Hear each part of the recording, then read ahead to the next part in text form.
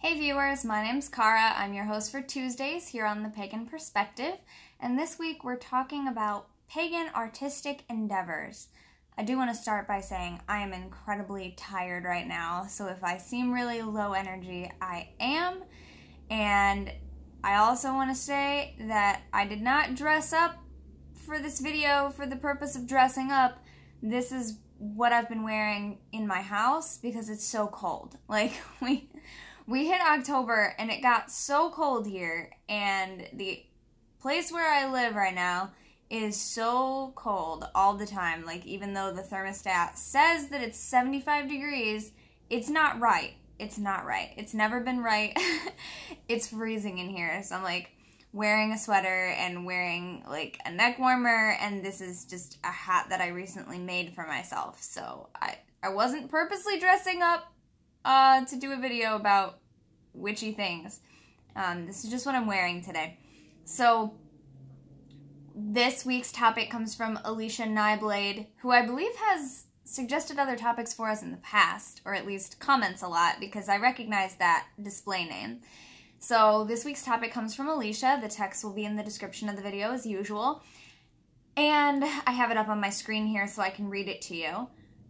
So Alicia said, I'm a pagan author and playwright and would love to connect with fellow witchy artists. Do you participate in the creative arts in your practice, as a hobby, professionally, or all three?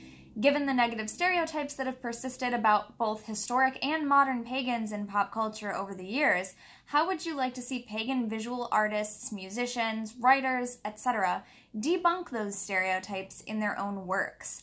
In other words, how important do you think the creative arts are to paganism, and how can they best serve the community? And lastly, what are some of your personal favorite pagan or pagan-themed books, films, and artists of all disciplines? Keep up the wonderful work with the channel, and blessed be. Thank you, Alicia. So, yeah, wow, what a great topic. I am an artistic, creative type person, I will say, and obviously also a witch and a pagan. I say obviously, not because of the hat, but because I'm on this channel. So, gosh, where do I begin? This is such a big topic, and I wish that I were not so tired talking about it, because I feel like I could get really pumped about this topic, but I'm keeping it a little subdued. So firstly, do you participate in the creative arts in your practice, as a hobby, professionally, or all three? Gosh, I would like to say all three. I think that I can say all three sometimes. I am not currently a full-time professional in any of those pursuits, but I have been, I have worked in a professional capacity as a playwright and as a director, a stage manager, and as an actor. So in the theatrical pursuits, I have worked professionally. I am also a writer, but more so as a hobby. Other than the play, which actually technically I guess I didn't really get paid for that, but it was a project that I was doing in undergraduate school. It was my senior capstone. So I'm trying to think now if there was another instance that I was thinking of. But anyway, other than that, like, my other sort of writing pursuits have never been for payment. So I would say that those are as a hobby. And they also have to do with my practice. So I am a writer, I am a poet, I am a playwright occasionally, not nearly as much, an actor, director, stage manager, that sort of thing. I'm also somewhat of a visual artist, not a lot, so yeah, more of a hobby there, and most specifically for my practice. Like, the reason that I do a lot of those things is just that that's just the kind of person I've always been, but the nature of my path as a pagan and as a witch being my entire worldview, the lens through which I see the world, and being my entire lifestyle, is such that everything else that I do combines with that. So the writing that I do often has a spiritual component. The painting that I do and the drawing that I do often has a spiritual component. Even my crocheting hobby slash profession, because I do sell things that I have made, has a little bit of witchiness to it, obviously. So I create things. Even when I took a course in undergraduate school that was like a beginner sculpting, gosh, I can't think of the word, I'm so tired right now, but ceramics, goodness gracious, ceramics. I took a sort of introductory ceramics course, and anytime we were told to make something as our assignment, I always tried to tie it back into how can I make it something that I can use for my practice. So I was assigned to make a lidded box out of clay, and we could decorate it any way we want as long as it had a lid that would fit on the box and was able to be removed. And so I carved it all full of pagan symbols and magic symbols and runes and glyphs and things like that. And there was another assignment that was to make something, like we had to make a usable object using 3 of the stylistic techniques that we had learned in the class. So we had to use slab building, sprigging, which is like putting little bits of things onto the main object as a decorative form, and carving, and we also had to make like stamps and rollers out of clay to use to then decorate other clay. So I decided to bring all of those things together and make myself a scrying bowl. So I have a pretty hefty, impressive size scrying bowl, which I then glazed with black glaze that was available, simply because I took a ceramics class. Otherwise, I would not have something like that, you know? But it was like, you have to make something. So in my mind, I was like, how can I make this fit my magical practice? So I made a scrying bowl. So yeah, absolutely. Yeah, I love it. Okay, so the next part, given the negative stereotypes that have persisted, how would you like to see pagan artists, musicians, writers, etc. debunk those stereotypes in their own works?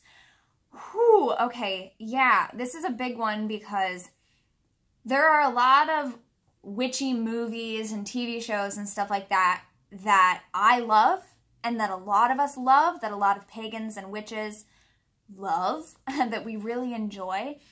And yet, at the same time, we know that they're not realistic insofar as they're not exactly like what it's like to just be a witch or a pagan in the real world. And we kind of understand that that's not going to be the case. So we like them anyway because we're not expecting them to be about real life. And when I've talked to people about this in the past, about why this is, people pretty much understand when you say like, well, yeah, we are real people, these are real things, but we don't, you know, do the things that they do in the shows and in the movies because we don't have special effects like TV magic, right? Or movie magic. And people sort of understand that at a point, like, oh yeah, I guess that wouldn't be very good for ratings if they were just like making a show about your life, right? You know, people want it to be flashy and to have special effects and to have great battles of good versus evil going on. And so people kind of understand that. Like, oh yeah, the media is going to do things that are going to get people to watch and get good ratings and stuff like that. Whereas I think that YouTube is kind of like our version of having a TV show about our lives and what it's like really being pagans and witches. So I guess this is one way that I think that we can do something for the world, even though it's maybe not an artistic endeavor because we're not necessarily all creating TV shows and like skits and sketches and things, but this is a way that we're telling our story. So I think this is one way. Also, playwrights absolutely have a fantastic opportunity to do something like this. And this is something that I would love to do, is to work more with short theatrical pieces that have to do with real life as a pagan in the United States, at least, because that's my most closely known about experience, because this is where I live and I don't claim to think that I know what it's like for people in other countries. I don't even claim to know what it's like for people in other areas of this country, because I know everyone's experience very much differs. But I think playwrights have a fantastic opportunity to write stories about real life. And I mean, why not use that to show real life as a pagan if you happen to be a pagan who's also a playwright? And I have always loved going to see and participating in, if I can, but at least going to see plays and musicals and shows that are about witches and pagans in some way. But a lot of the time, those were not written by witches and pagans, and so they are kind of meant to be this sensational theatrical production, right? So, like, a number of years ago, I remember Bell, Book, and Candle. There was a production of Bell, Book, and Candle in downtown Cleveland that I saw with my friend, and it's kind of like an onstage version of, like, sort of what I remember it feeling like watching an episode of Bewitched, you know? Like, the characters in it are kind of stereotypical, kind of, or like Sabrina the Teenage Witch, too. It was kind of felt like that, where you had, like, the male witch character who was kind of like a troublemaker, and you had, like, the older female character who was like someone's grandmother or mother, who was like the wiser influence, but also like really eccentric, and everybody was just like, oh, she's crazy, what's she gonna be up to next, you know, like, but I love those things at the same time. So yeah, I've always loved seeing those things. I think that it's cool. I think that what I love most about those things is that even despite the special effects magic that they throw in, because it is the movies or the TV or it is a play, and so there's some on-stage magic that can be done, which is so cool. The thing that I really love is the little bits of reality and true to form dialogue, you know, and little facts that get thrown in there that have a little kernel of truth and history behind them, which I think is really cool. A lot of people love to do productions of The Crucible. I know some people who regularly put on productions of The Crucible, and I have actually reached out to them because they tend to be people who are doing it for kids, and so they, like, take the groups out on a field trip. Like, when they're doing the Three Musketeers, they'll go on a field trip to a museum and look at the types of art that existed during that time and that really reflect, like, this is what we're going for with this show, right?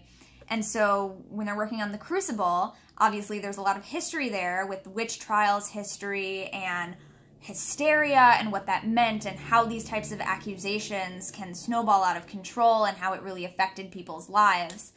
And so I have reached out to the people I know in theater who tend to do things with kids and who tend to do them educationally, as saying, like, hey, you know, I'm a person that you know. I actually live in this area. I know these kids that you're working with, and I'm a witch.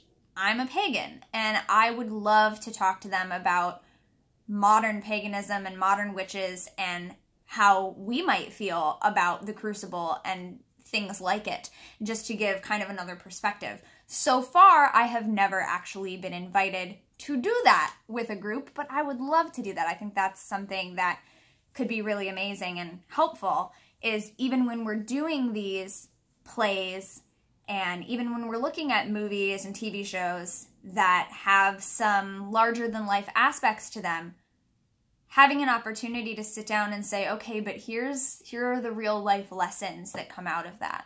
And I don't know if I'm really allowed to say this, but I recently did write a piece that was reviewing, okay, I won't give too many specifics because I don't know if I'm allowed to talk about it. But I recently wrote a piece that was kind of somewhat a review, but kind of just like a mini analytical essay about a witchy movie that I was invited to write by a group that is compiling a bunch of them, and they're going to publish it.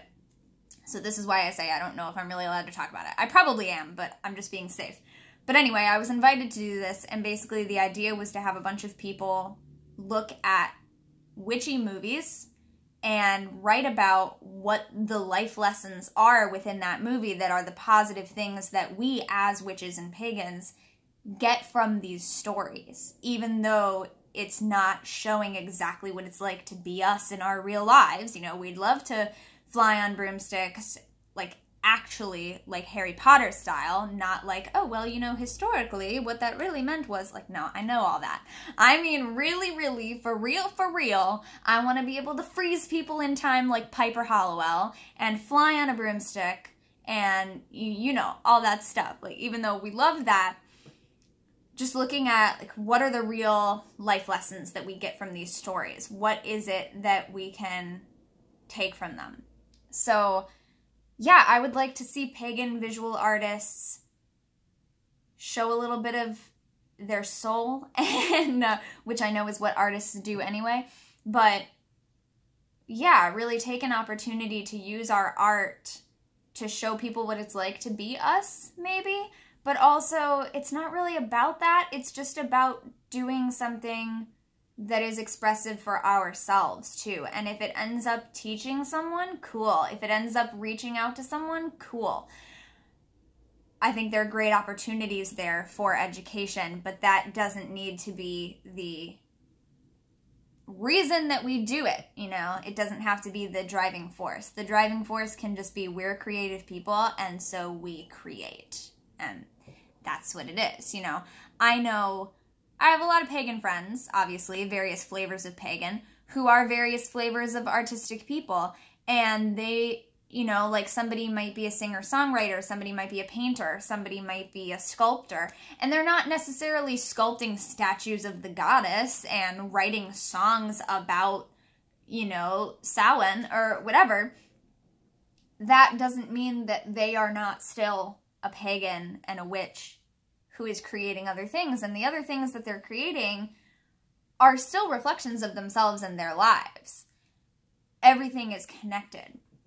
That said, I do tend to like some of my favorite pagan artists, and so this is going into the last part. What are some of your personal favorite pagan or pagan-themed arts of all disciplines? I would name, like, my couple of favorite, like, pagan musician type artists would be S.J. Tucker and Kellyanna. And although not all of, I mean, I haven't listened to all of Kellyanna's music, but I know not all of S.J.'s music is directly pagan based. But a lot of it is. There's a good amount that is, like, dealing with pagan topics and dealing with witchy topics, whether it be fairy tales and folklore or a song about a ritual that they attended with a friend, and it's like in memory of a priestess that they had who is no longer with us, you know, and like, I just think that's so cool. So I definitely do really appreciate that kind of stuff. But before I get too much into that, I skipped a point. Just in other words, how important do you think the creative arts are to paganism, and how can they best serve the community? To me, the creative arts are extremely important because I am a creative-based person. I got my degree in theater arts because I am in love with the magic of theater. And in the last calendar year, I have purposely stayed away from doing too much theatrical work because I had just a couple of negative experiences with it and a couple of experiences working with groups of people who just were not on the same page with me about how important it is and how it should work, you know? And that's really sad because I am very much in love with the theatrical form and what we can do with it.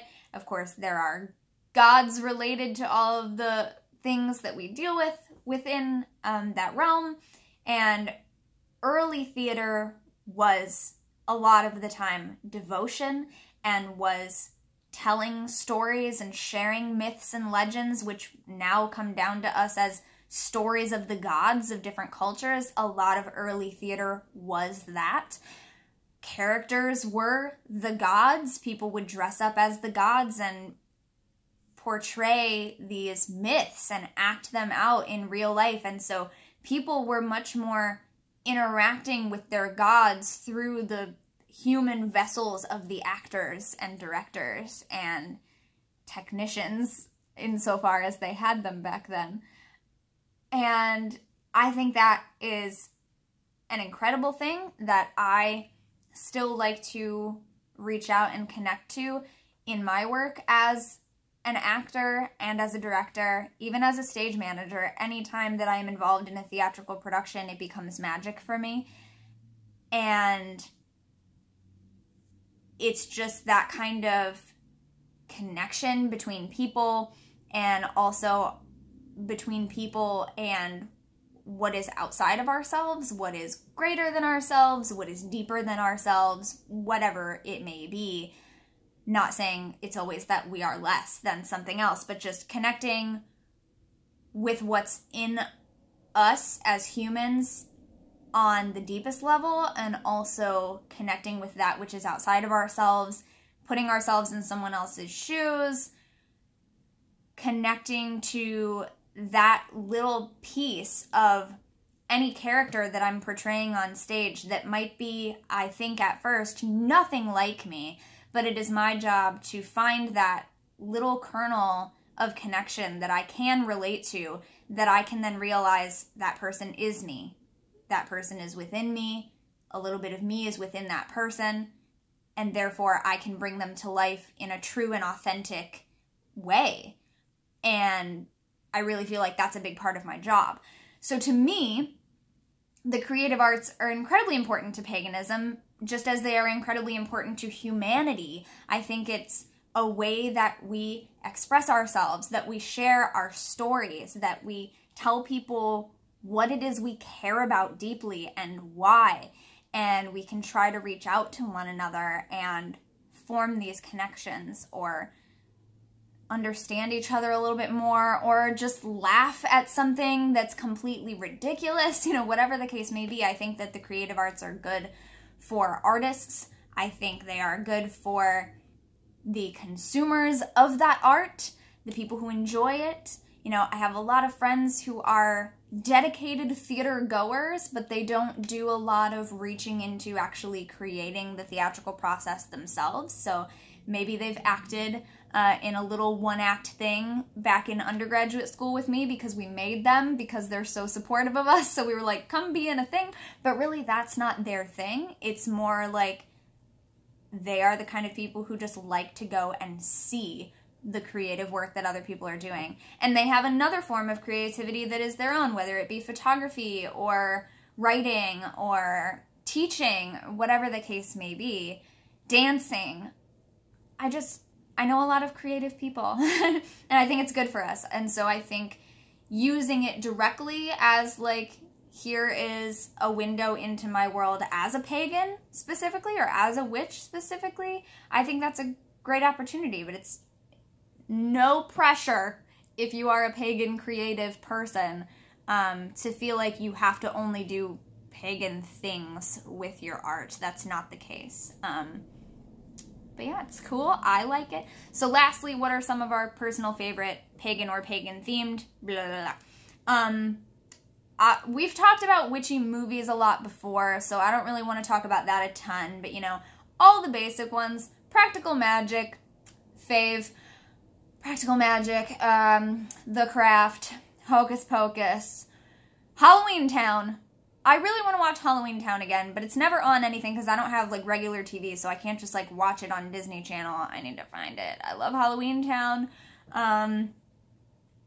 Yeah, I can't even think of them all right now, but we recently watched The Witch, the one that's spelled with 2 V's, which was a great movie, and I think, obviously, if people today thought that that's what we were like, that would be horrible PR for us. But it's one of those same kind of things where, like, it's meant to be, like, a folktale. So when you think about the fact that, like, these are the folktales that people told each other about witches and about what they thought of witches, then it makes total sense. And you're like, oh yeah, well this is fucking scary. Like, this is what people told each other we were like, and that's scary. And I don't know, maybe people were like that then. I'm not there. I don't know, But I wouldn't say it's among my favorite pagan-themed movies, but I did finally watch that one recently. Artists, so I named S.J. Tucker, Kellyanna, as far as music. My partner is pagan, and they are a singer-songwriter, but they do not necessarily write about pagan topics. So that's another thing, like I was just talking about. And there's a bunch of other ones, and there's a bunch of other individual songs that I love, like Emerald Rose's song, Santa Claus is Pagan Too, has been one of my favorites since I was a baby pagan and first discovered it. I love that song. I sing it around my house every winter solstice time. And like Blackmore's Night has a couple of really good songs that I, again, discovered back when I was like 11 or 12 years old, like baby pagan. And those songs have stuck with me. So like Blackmore's Night, Under a Violet Moon, and Fires at Midnight are like two of my favorite songs that I feel are very witchy and pagan-y, but I don't know their entire discographies, you know? So, yeah. There's a ton, obviously, that I'm not going to remember to name right now. And as far as like books, I've talked about this one recently. We did a book review week on Pagan Perspective somewhat recently, like a month or 2 months ago, and I talked about this, and this is not directly a pagan book, but it has a lot of like magic-y themes, and tarot is a big theme in this book, so I talked about this before. I'll link it at the end. And there's lots of other, sorry, I have them down here. One moment. Like, I've talked about these on my Instagram, which is also cutewitch772, and that's my personal channel account. I talked about these on my Instagram. This is The Brixton Witch, and book number 2 in that series is One Witch at a Time. These are by Stacy DeKaiser, and I think they must have, like, this must be a new edition because the covers look nothing alike. They don't look like they would be the same series, but they are. They're book 1 and book 2 in a series, and it's young adult fiction, and I really enjoyed these. It's about a small town, Brixton, and it's a fantasy town, and it's like set in the past, I guess. You know, it's not like today in the world as it is today. And so in Brixton, and they all believe that there's a witch who lives in the mountains, etc. And the story goes from there. So I really loved those. Those might be really appropriate if you have kids. I loved those. One of my favorite pagan-themed books of all time that I reread every few years when I forget the details, because that's what happens in my brain, is Priestess of Avalon, part of the Mists of Avalon sort of world, by Marion Zimmer Bradley. And this one is by Marion Zimmer Bradley and Diana L. Paxson. Diana Paxson is a pagan. Marion Zimmer Bradley is not. And still, this book is and has been such a big influence on my path as a pagan and a witch. I love it. It's historical fiction, which I really like. So I like having a bit of the history in there, and it's much less boring for me than just like learning some history. Although I'm really into history about subjects that I like, as opposed to like in school, I didn't like just straight up learning history. Like I was really bored a lot of the time in history class, but when it's about a subject that I like, I love learning history, and I love historical fiction. And this is another one actually that I thought of after I made my video, was it last week, about celibacy, or 2 weeks ago? I'm really bad with judging how long things have been since videos, guys. Because I'll find a video, I'll be like looking through YouTube, and I'll see a video, and I'm like, oh, I remember that. That must have been like, what, last year? And it was 5 years ago. Like, I just remember things being much more recently than they are. But anyway, I thought of this after I did the celibacy topic, because I was talking about Catholic nuns and pagans. And then after I finished the video and went home, I remembered Sheldon Slinkard gave me this book when I went to Arkansas to speak at Conway Pagan Pride Day several years ago. And it's by Kate Horsley. It's called Confessions of a Pagan Nun, a novel. So if you were really intrigued by the idea of paganism combined with nuns, I guess, I don't know how else to describe that. Confessions of a Pagan Nun is a really cool novel. It is written as though it is a real story, but it is a novel. And it's it's historical fiction, I believe, but it says it's just historical. You know, like it's written like it's telling you it really happened and it's a real thing. I think it's historical fiction, actually.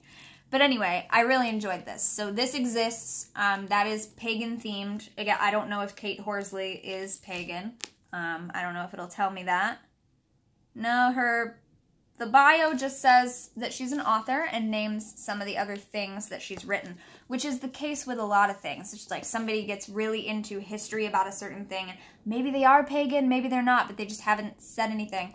I also really tend to love singers, just like general pop culture, media people. A lot of the people that I tend to like tend to then be the kinds of people that eventually people think are pagan, even though they've never said anything. Like, I've always loved Vanessa Carlton and been a really big fan of her music, and like kept up with her life here and there every few years, find out like what's going on with Vanessa. And we have the same birthday, so as a young girl that was like really cool to me. And now people consider Vanessa a pagan, also because people consider Stevie Nicks a witch, even though she never specifically said that she was.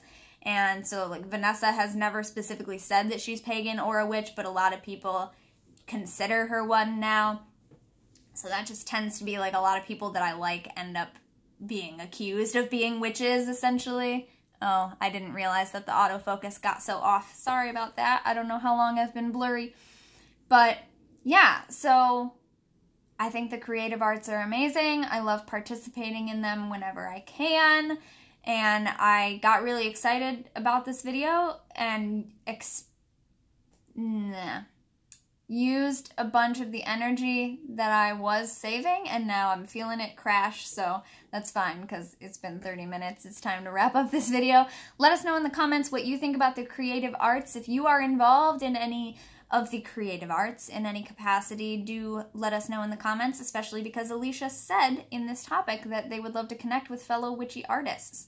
If you have any favorites, let us know, because of course there's a bunch of people who we might know who are artists that are not like big well-known people. So it might be people that you know through YouTube, Instagram, people whose Etsy shops you love. By the way, there's some new stuff on my Etsy shop and I'm working on more stuff for it, so check that out. Yeah, so let us know about other creative pagan peeps that you like, and I'll see you next time. Until then, don't forget to be awesome, blessed be, and goodbye.